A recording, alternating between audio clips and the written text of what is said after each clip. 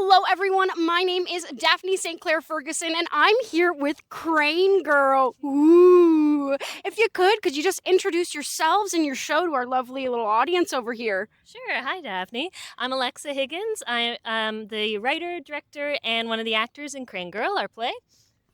My name's Ottis Goff. I am one of the actors, the production designer, and the sound designer for Crane Girl. And we are both co-artistic directors of Falling Iguana Theatre. Crane Girl, the show. Want to talk about it? Yeah, you take it. Yeah. Go for Okay. Crane Girl is written by Alexa. It's loosely based on a news event from 2017 about a woman who climbed a crane in downtown Toronto. And Alexa sort of built an exploration of what would cause a person to do such a strange thing. And it's really exciting. Yeah, totally. Yeah, totally. It's really exciting. So what leads you to climb cranes if you were going to? Well, I would say sometimes being tethered to earth is a real drag, and you just need to get up and out and just find a new perspective on things. So the best way to do that, kids, is to loose and free climb a crane in the middle of a giant city. Okay, you don't need ropes, you don't need cords.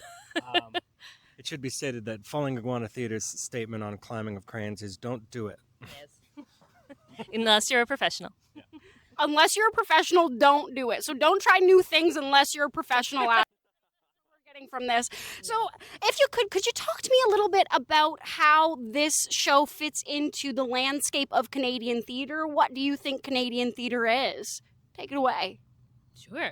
Well, I think because it's a Canadian story off the bat, based in Toronto. There's a lot of Toronto landmarks mentioned, but it really feels like a local story that is also universal, could also be experienced by any woman.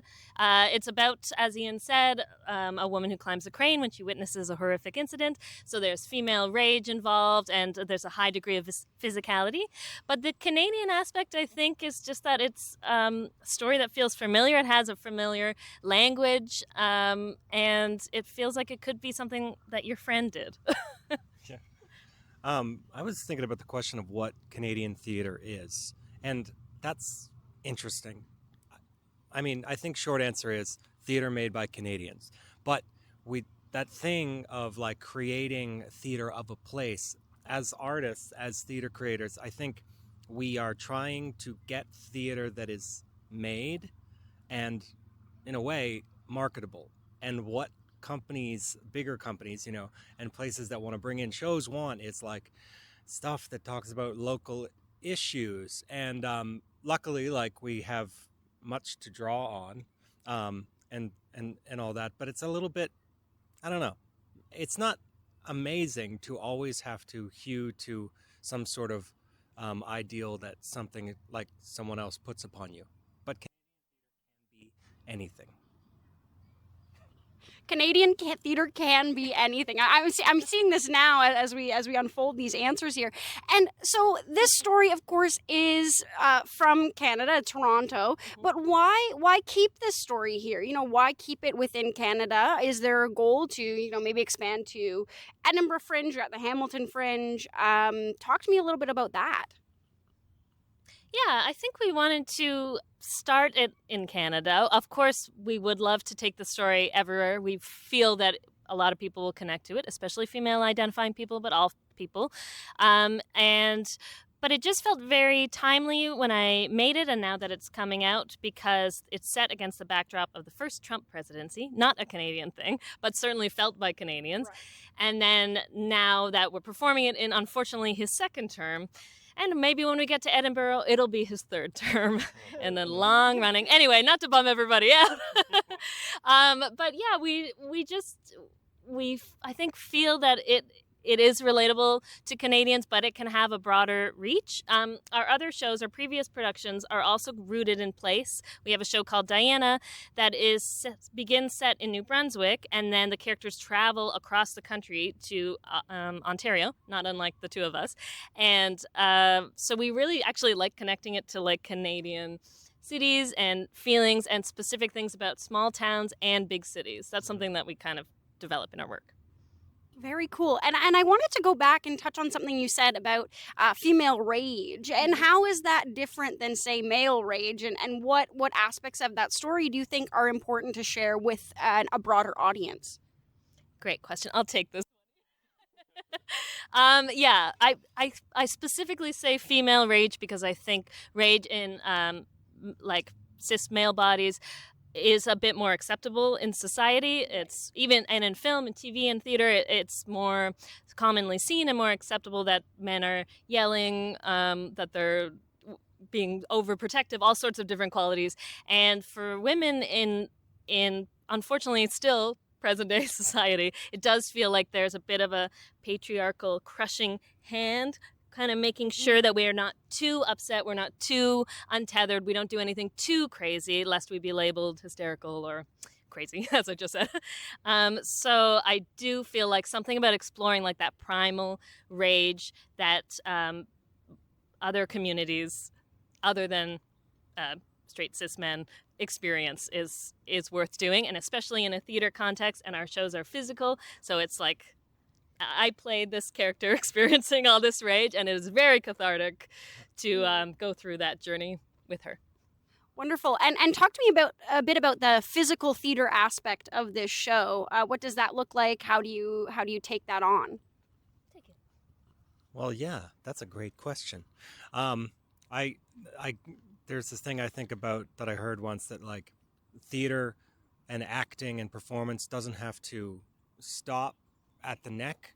Like so much of acting, what we think of that is all in the face and the head and the blah blah blah, but we have much more bodies. It's kind of like an iceberg, so we just want to use the rest of the iceberg to tell a story, and we find it quite evocative. And you don't have to have some education in it, in like physical theater as a viewer to understand. It's not like, oh, I'm not getting this. It is instantly evocative and useful for storytelling. And also the structure that we've built in Crane Girl is kind of part of that.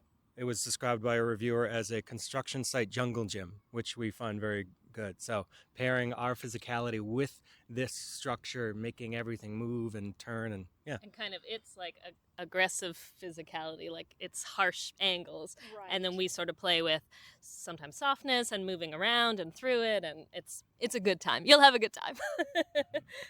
That's really interesting. It feels almost like childlike wonder, but in this hard metal structure that we've kind of built as a society. Is that accurate, you think, to the show, or is there something else in there? Yeah, that's very well said. Yeah, it is. It does sort of evoke a feeling of, it can feel like a cage at some points for our main character Jane, but then at other points it feels like it aids her in her climb, and it helps her come to a new understanding of her life.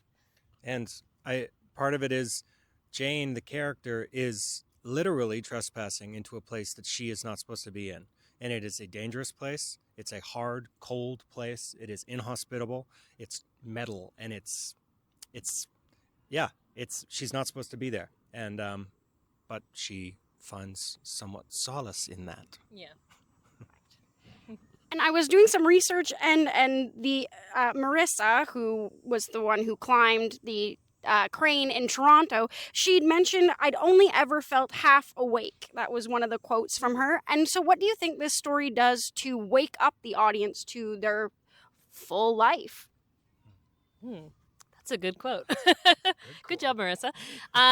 I should say before we go any farther, this is a completely fictional piece. It has nothing to do with this real woman, except that it was inspired by the news story.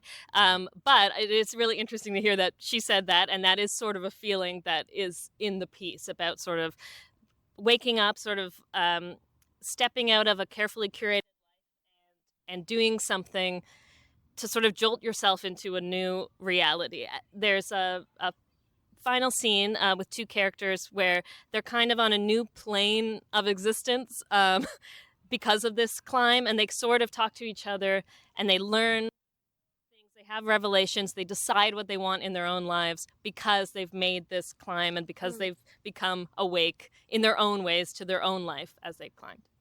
As I do this. All the way up. That's physical theater, folks. That is physical theater, using our whole bodies. Yeah. There we go. And I've been asking everyone this question, but what do you want to do with your life? I'm doing it. I don't know. Make art. Live with my wife. Hang out in parks. I'm looking at a dog right now. That's nice.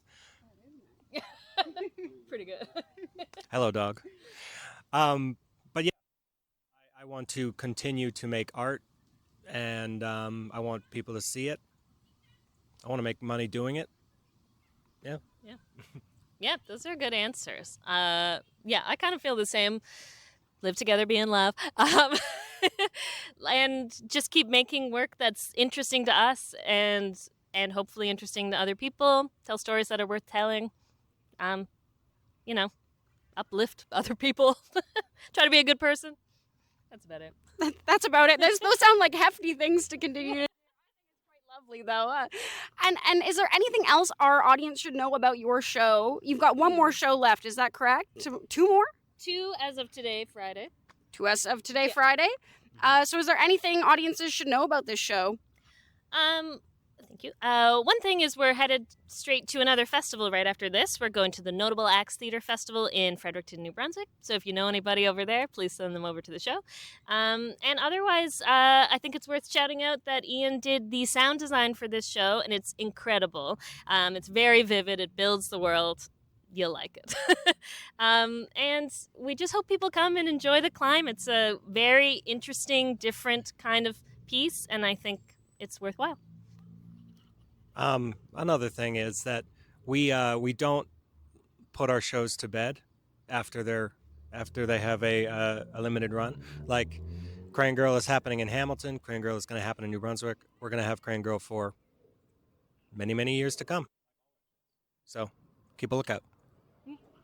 Wonderful. Keep a lookout for Falling Iguana. This has been a lovely interview. Thank you both for joining me today in this lovely park. This is Daphne St. Clair Ferguson signing off.